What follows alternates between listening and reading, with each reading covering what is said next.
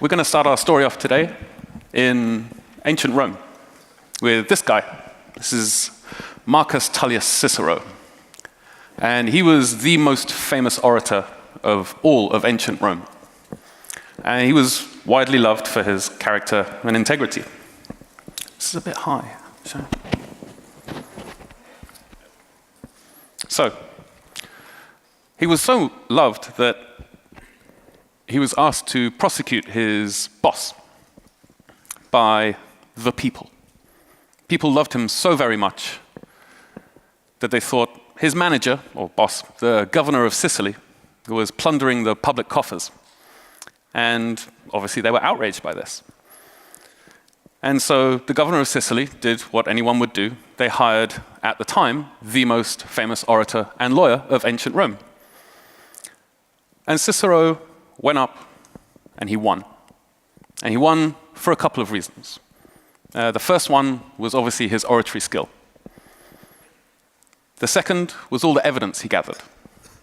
He spent time gathering testimonies, talking to people, getting them to come forward as witnesses, and taking bookkeeping notes and records. And Cicero likes to tell a lot of stories about evidence. And one of them is about this guy. This is, in the middle, Diagoras of Rhodes. He's an ancient Greek. And Diagoras was a lot like a modern-day Muhammad Ali. He won the boxing at the Olympics. And not just once, he won it twice. And these two people on either side of him, these are two of his sons. And one of his sons won the boxing at the Olympics as well. And the other son, and the middle son, and his grandson, and his other grandson. There was obviously something in the water. But Diagoras at some point was presented with some painted plates as a congratulations on his victory. And these painted plates depicted some Poseidon worshippers. And they were at sea, their boat being lashed with waves, and they thought they were going to die. And so they did the only thing that they knew how to do. They prayed to Poseidon to spare them. And spare them he did. And when Diagoras received these plates, the first question that sprung to his lips was, "Where are the plates to those that prayed but drowned?"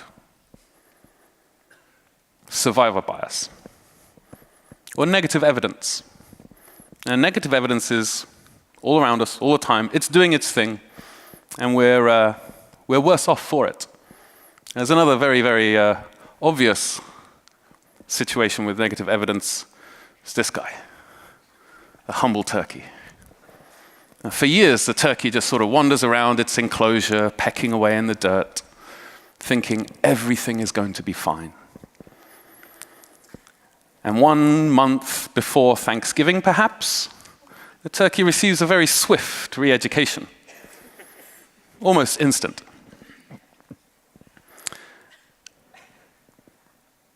Negative evidence is a huge problem in IT security. It might not sound like it, we're not turkeys, but it's everywhere around us, and all of this boils down to absence of evidence is not evidence of absence. In fact, there's even an OWASP top 10 entry on exactly this subject. It's insufficient logging and monitoring. Now, insufficient logging and monitoring, there's an OWASP cheat sheet that tells us that if you have a penetration test, you should be able to figure out the amount of damage that the penetration tester did just from reviewing your logs and your monitoring. I'm not sure I could stand up here and say that I can absolutely do that. I feel pretty confident, but I'm not 100% sure. Because if I don't know about it, then I can't make any good decisions based on it. And insufficient logging and monitoring, negative evidence, has another name, which is a huge problem for IT security. It's shadow IT. And shadow IT is just what happens when people want to do their jobs and you're not providing what they want and what they can source themselves. Maybe it takes a long time for somebody in your organization to get some VMs, and they don't want to have to go through ordering the hardware, ship it to a data center somewhere, get it racked, and then get some infrastructure technicians to put the VMs on it, and then hand it over. Or maybe the AWS accounts, you have to jump through a bunch of hoops in order to get AWS accounts. Maybe it takes too long. And people just want to do their jobs. I just want to do my job too. I think perhaps in a previous life I've created some shadow IT myself. And shadow IT for me was solidified immeasurably when I saw on this very stage a few years ago a guy called Dave Lewis. And he said, "I love shadow IT, it tells me what I'm not delivering." And it's absolutely true. And we'll hear about Dave's flaming sword of justice tomorrow. I personally can't wait. But I've got a Venn diagram here as well for what you're not delivering, what you're prepared to self-source, people feel they need. That bit in the middle there, does this work? Oh, look at that. It's like a fairy. That bit there is the shadow IT. And that's a huge problem for all of us in this room. We all work in consultancies, enterprises, maybe with students. But shadow IT is everywhere. And I don't have a silver bullet for you, or even several silver bullets, or even like a bronze bullet. But I do have some candy. And candy, where I work, is one of the most diverse and useful and, more importantly, cheap tools that we have available. We use it for everything. Every interaction with a security team involves candy. In fact, I have some candy for the first person to ask a question, and the second person to ask a question, and the third person, and then the runner-up prizes for number 4.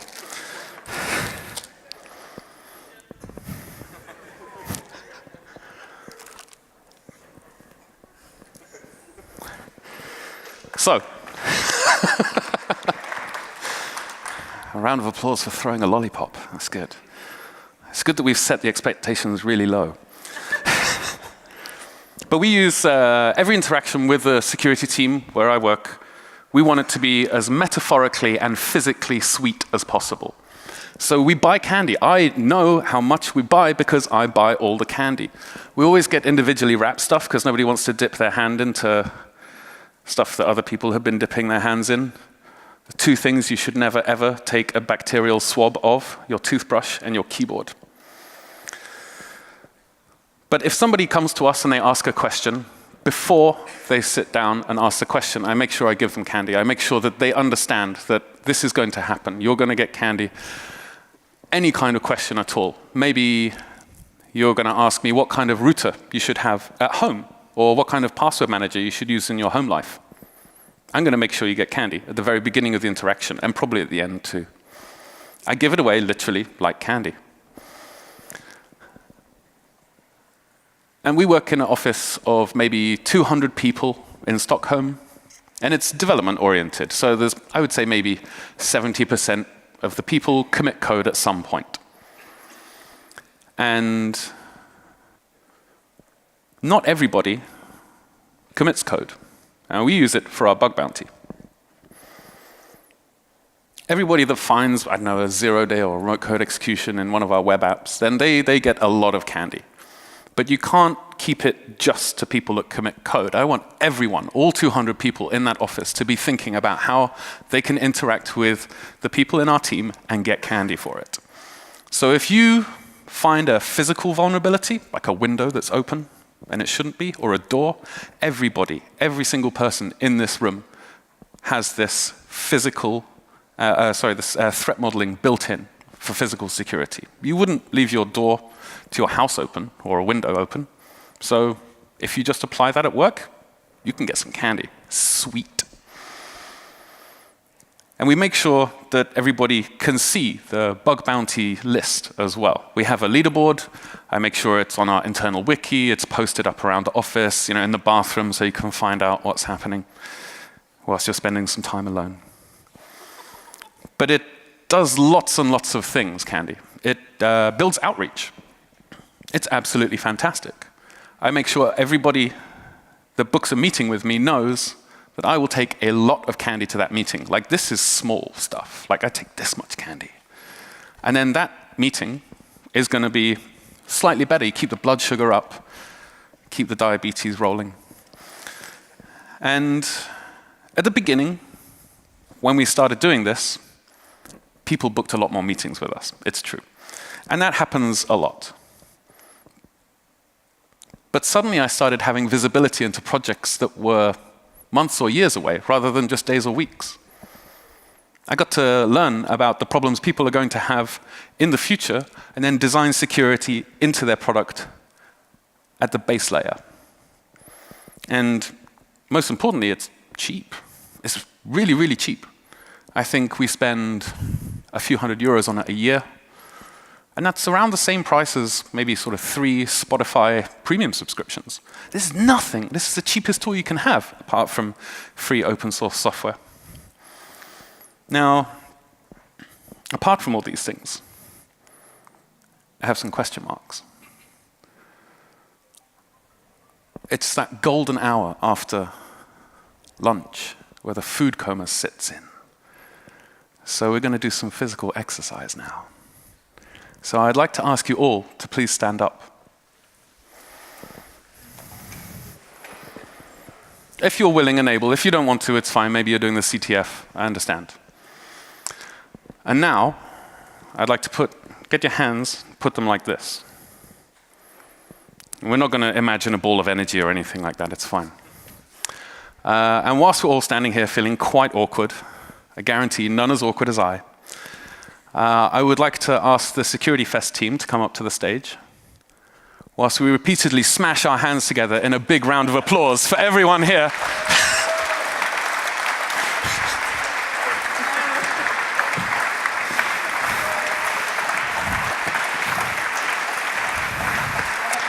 I just need to get behind you.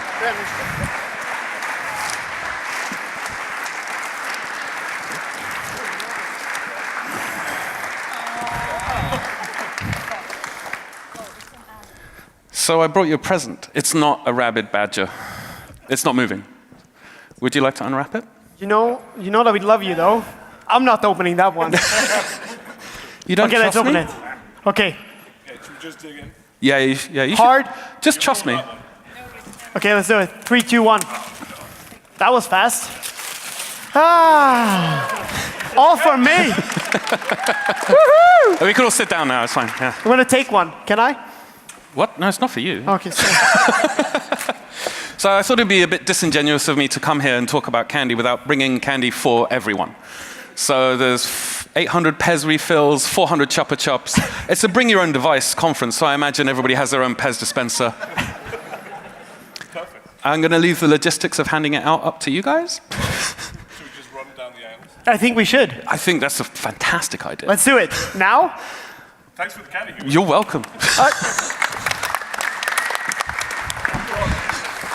It's a lot of candy, though. Okay. Are these hard? They are hard. I would not recommend throwing them. Oh, you saw my... So let's carry on whilst this is all happening. Oh, shit. Get two. You get two. Now, what can you use candy for, apart from completely disrupting a conference talk halfway through? Well, just straight up bribes. I use it to bribe people all the time. You would be surprised what a full pack of Bila can get you. It's quite a lot.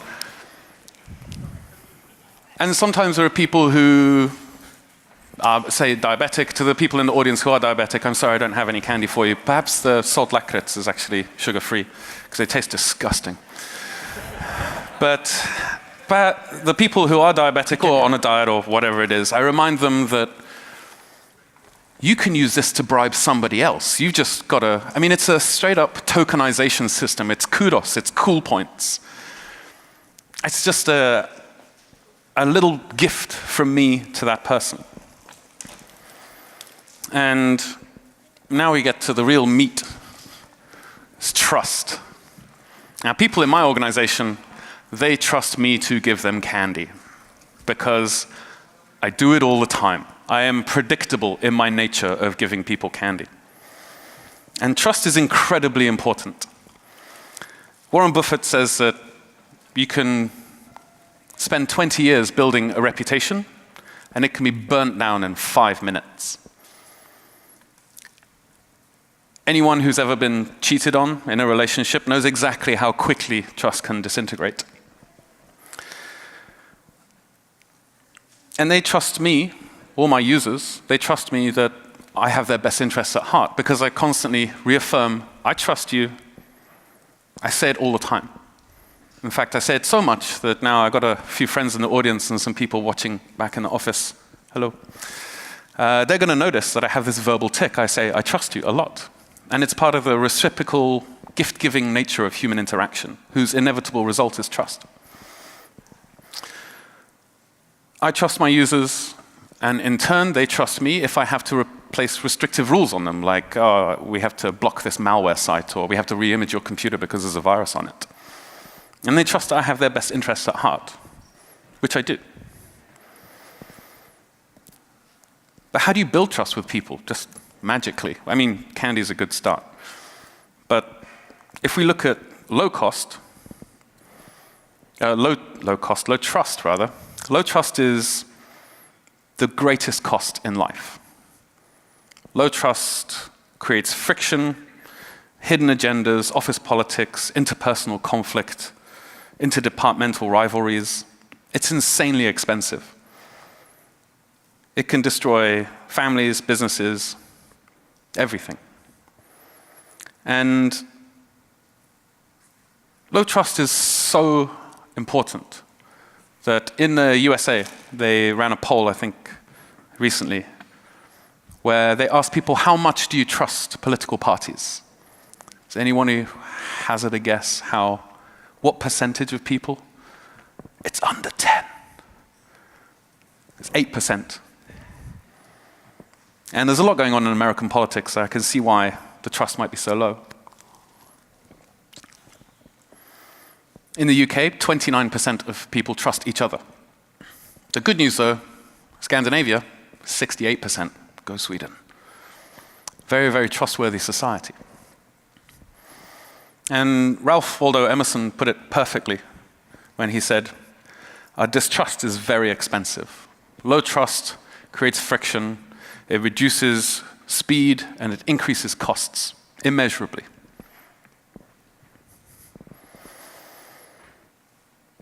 Now, distrust is extremely expensive. So if we want to get rid of the distrust and build trust, we have to start with integrity. And I know it's really annoying, like the true friendship treasure was inside you the whole time. But let me tell you about this guy. This is Andy Roddick.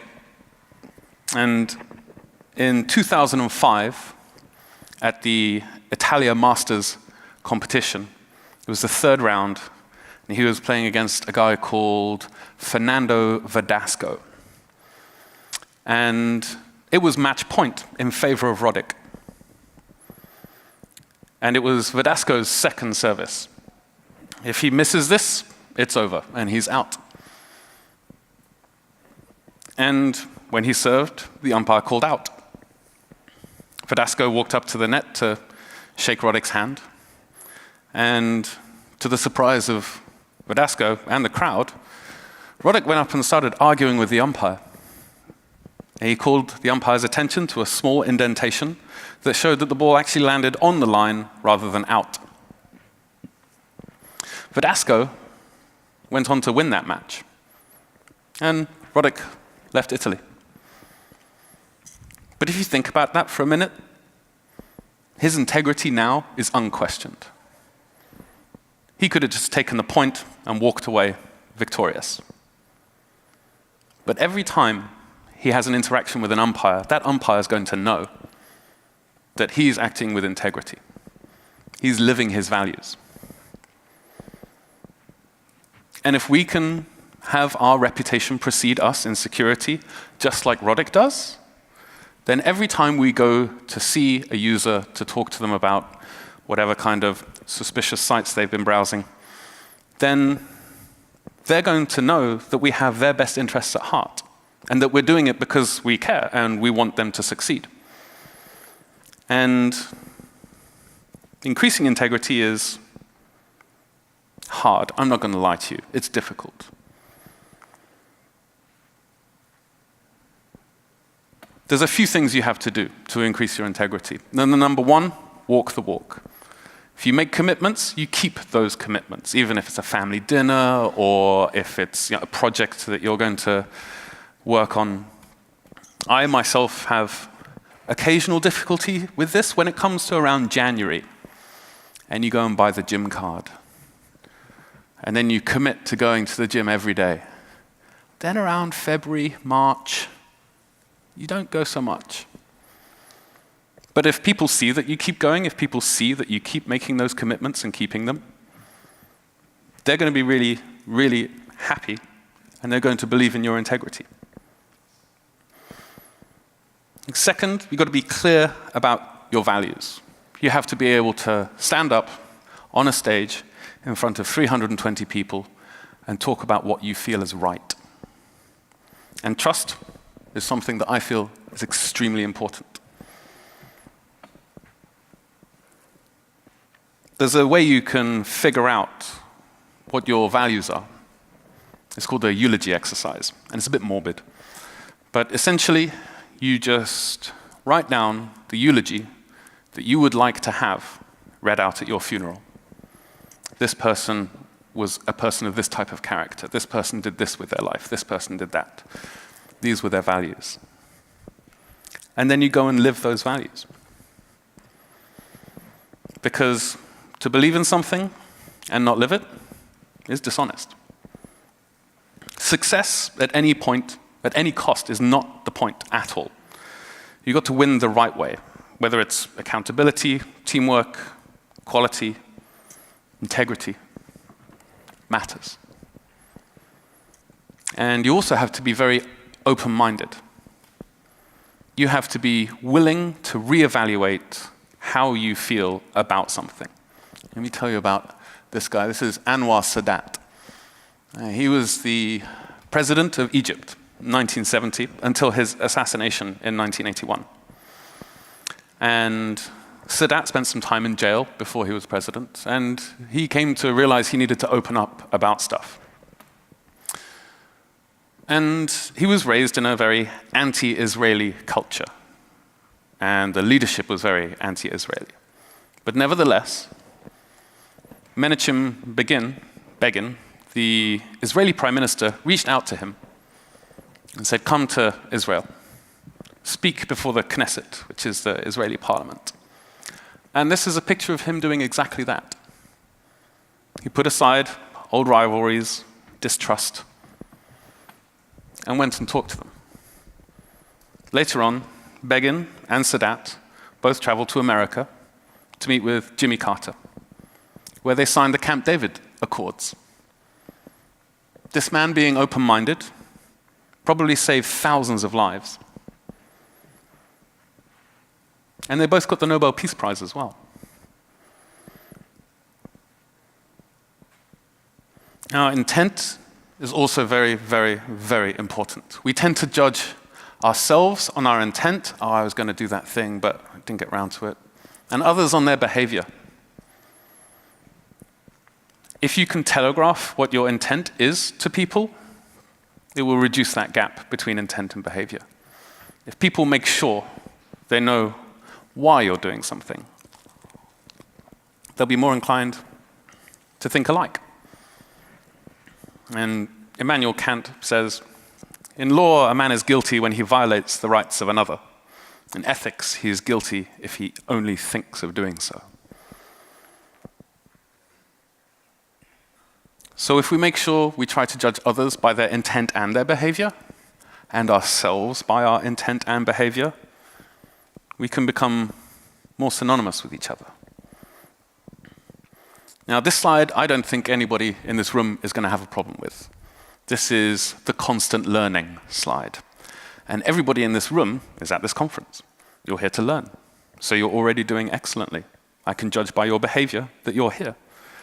You've just got to keep learning, keep hacking away, keep writing code, keep hacking that hardware, keep writing presentations and coming to conferences. Information security, I think, does not really have a big problem with this. So this is fine. And the only constant in the universe for me is change. And this is my favorite quote. Oh, it's not. This is the wrong one. But left untended, knowledge and skill, like all assets, depreciate in value surprisingly quickly. Now, this is my favorite quote. If you don't like change, you're going to like irrelevance even less. Information security is constantly evolving. It's constantly pushing boundaries. And we need to keep up with it.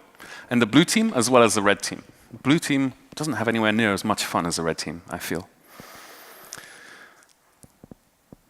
The last part the second to last part is results. You've got to come up with results. Once you make that commitment, you keep that commitment, and you come up with the results. Do the thing. Hack the thing. Talk to people. Because results are what we judge others on. I used to teach a class in Stockholm to some students. And sometimes they would have assignments, and sometimes they would need an extension.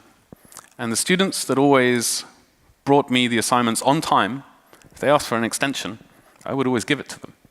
Because I knew that normally their results mattered and their results came through. Now, there are some behaviors of trust as well we should talk about. And we're going to go through these rather rapidly, but you should talk straight. Don't mince your words. Don't tell the technical truth. You should demonstrate respect. My grandmother used to say that manners are free, and it's true. It takes very little energy to, hold a door open for someone. Create transparency in everything you do. The bug bounty leaderboard we have, that's transparent. Everybody can see where that is. It's in the toilet. It's difficult to avoid, to be perfectly honest. And that's intentional. You should right wrongs as well. I like to admit I'm wrong as soon as I know, because I used to be pretty bad at it. You should show loyalty and extend trust. If you extend trust to people, they will extend the trust right back. It's reciprocity. Now, we can go back to the candy for a bit now. Impromptu educations are one of my favorite parts about using candy in this way. If you have to go to someone who's maybe their email has popped up on Have I Been Pwned, because obviously you maintain a subscription to that, and you need to tell them some bad news. You need to give them a bad news day. But if you take candy to them, it's already off to a good start. You're probably going to have to explain a credential stuffing attack. You're going to have to tell them to roll their passwords. You might have to suggest a kind of password manager for them. Take toffee. It keeps their mouth busy. And at the end of it, make sure they have a good experience as well. Now, I need some equipment for this next slide. This looks professional, doesn't it? Colonoscopies.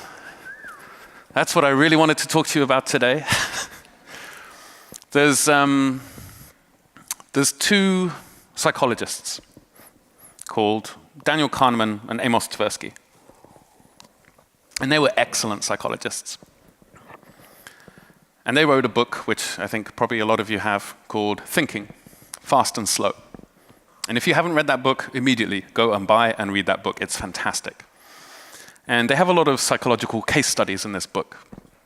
And one of them is on people who are undergoing this rather invasive medical procedure. It's where they put the camera up.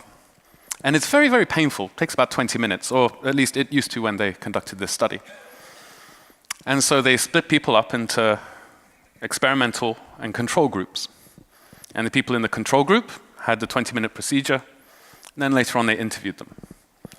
And the people in the experimental group had the procedure for 20 minutes of pain, and then 5 minutes of mild discomfort. Now, I don't know what they meant by that, but it sounds very unpleasant.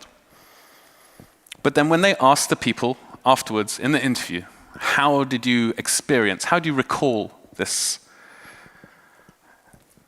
invasive medical procedure that occurred to you? The people who objectively suffered more pain in the experimental group recalled the experience more fondly. If you dial the pain down at the end of something terrible, then people remember it better, in a more fond light. I mean, 20 minutes of extreme pain, I think everybody's going to remember. But that's why, at the end of your impromptu education with this user, give them a lot of candy, like overindulge them. There's another word for this type of feedback. I think in Sweden it's called the bajsmacka, or the poop sandwich. It's where you get a piece of nice feedback, a piece of bad feedback, and another piece of nice feedback. So you sandwich the bad feedback with good feedback. And this works. It works very, very well. Another thing I wanted to talk about was influence. If you can influence an organization or family or a business, you're off to a very, very good start. And there's exercises you can do to figure out who you are and how you should approach people, and who other people are as well. Now, I did this first, I think. This class happened to me 10 years ago. This is not the, I've stolen this from work. Thank you, Kambi. But these are the types of people there are. So amiable people, they're sort of supportive, resilient, empathetic, loyal, team-oriented. Expressive people, creative, flexible, visionary. This is my design department, as far as I'm concerned. These people are extremely expressive, especially in their feedback to me about what type of candy I buy. And then analyticals, objective, precise, organized, rational. Think testers. I used to be a tester, and I kind of see a lot of myself in this. I'm certainly not organized, though. And then drivers are fast-paced, strong, decisive, responsible, demanding. And these are the types of people everybody in this room will identify with at least one of these things. Some people two, maybe even three. It's unlikely to be all four. But if you can figure out what type of person someone is, you can then figure out what to do when you approach them. And for amiable people, invest time in chatting, offer reassurance, ask them open questions. Expressive, I love this one at the end, get a decision when they are excited. That sounds quite manipulative, but have a two-way conversation, use stories and pictures.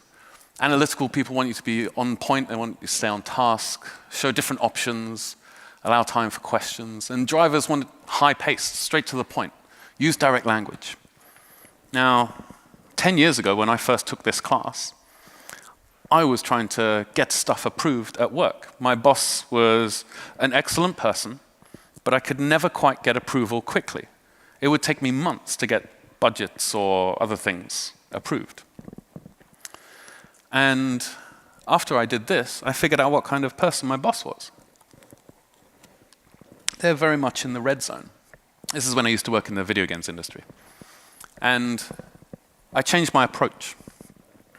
I came to them with a clear risk analysis, cost benefit, all the kind of stuff they wanted. And I made sure that all they needed to do, really, was just rubber stamp it, and then it would get done. And it did. It worked the same day. In fact, the same meeting. And then afterwards, I kept going back in the same manner. And it kept working and working and working. And all of these things, influence and trust, and especially candy, this is not a panacea for shadow IT, but it's something that's going to help us a lot. And you can sum all of this up as just social engineering for the blue team. The red team gets all the fun. We've got to start doing this as well. Social engineering for the red team is breaking in. For us, it should be building up the walls of defense around our organization. And I couldn't come here and tell you all these things, I believe, without having some complete anecdotal evidence that supports my point. And there's no science in this whatsoever. So I'd like to tell you about Marlena.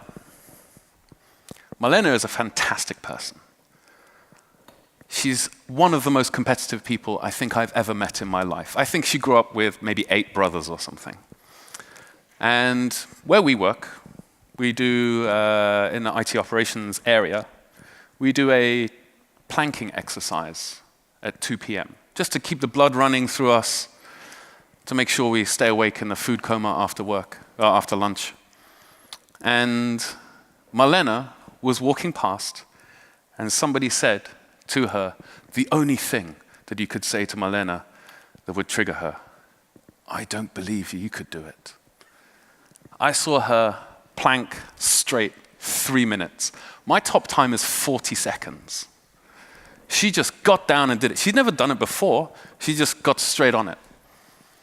And Marlena, she saw the bug bounty lists that we have in the office.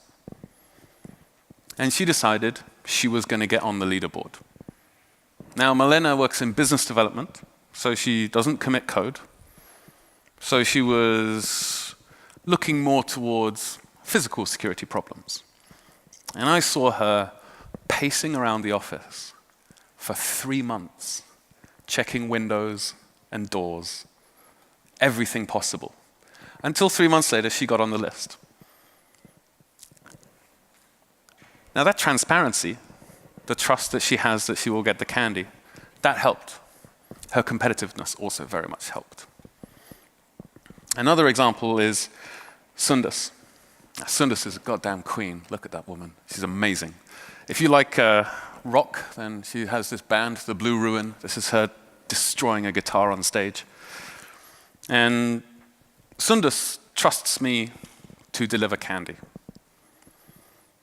She trusts me so much that about a month before, when I posted a picture on my Instagram of this tub of candy, that the first comment, oh, I'm going to find so many phishing mails.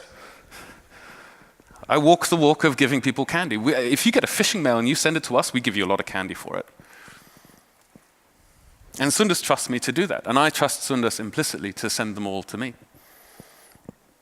Another person I work with is called Christina, and she is our finance controller. And you see here, she doesn't even bother. We do this dance so much, she doesn't even use correct grammar anymore. Like, she doesn't capitalize the T or anything. And this phishing mail, this same phishing mail was responsible in 2016 for an Australian aircraft parts manufacturer to lose 110 million Australian dollars. Now, I trust Christina to send these to me, but this is amazing. She's bulletproof. Like, ideally, we're not going to lose any money to phishing, thanks to Christina. And it's because of the candy and constant outreach. And we also have an ISO certificate, 27001, Information Security ISO cert. And as part of that, we have to make sure we have appropriate external system documentation. So maybe use Handsoft as your ticketing system, or Jira, or something like that. Any kind of system that has data from our employer, especially under the guise of GDPR, that has to be logged. We have to do a risk assessment. We need to know what the likelihood of that being breached and how costly it would be if it was. And 1 week ago today, somebody came to me and said, oh, I heard you're the guy that takes all the paperwork away from the teams when we need a new system. And I will gladly take the false positive hit of paperwork to make sure that the teams can keep pushing out business value. I can do the paperwork, and we can maintain our ISO cert. So I thank this person a lot. And the first thing they said was, so is there like a candy reward for this? Or, but that's 1 week ago. That's shadow IT that was happening. It was already deployed in our environment Tens of teams were using it already. I didn't know. My boss is watching this. He's just found out. And this kind of turnout, people do suddenly start turning up at your desk. You will be busy if you start giving out candy like it's candy. But it's worth it. Just the external system documentation, just finding out that we have a system that's widely deployed, holds our company data, and is being used right now. I blame the candy and the trust and the influence. And if you can use these things as well, then sugar and trust will let your negative evidence bubble to the surface, like Diagoras drowned Poseidon worshippers. Thank you.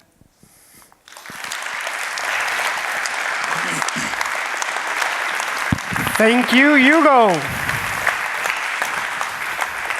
This is maybe the important part here is my Pokemon Go trainer code. I give gifts daily.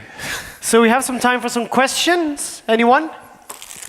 You'll get candy for sure. Anyone? No, everything's been explained perfectly, apparently. Yeah. Wait. Well, take this with you. Yep, no worries.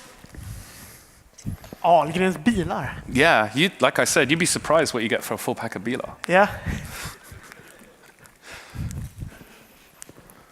Candy first? Always candy first. Let me have a look. Testing. Thank you for the talk, first off, and more from not a security perspective, but just relating to communications. What's the hardest aspect of integrating, say, trust and sugar when you have a very maybe international team? So there's, say, multicultural barriers to overcome. Yeah. So as part of my job, I do all of the education for our organization. So, I don't need the stethoscope anymore. Sorry. Thank you, Dawn, for lending me that. So I actually visit all of the offices that we have. So we have developers, I do OWASP secure coding training with them, or if we also do general security training. And the general security training is for everyone in the office. So maybe I tell people about how to avoid phishing mails or how to avoid social engineering attacks. And I make sure I take candy for every single question. And then everybody, it runs through my veins. Like when they say, I have a question, I immediately just throw a pack of Oreos in their face. And people bring it up all the time. They know, like, we have inter-office communication where they're like, Hugo came to the office with his famous Oreo rewards. So just making sure you walk the walk.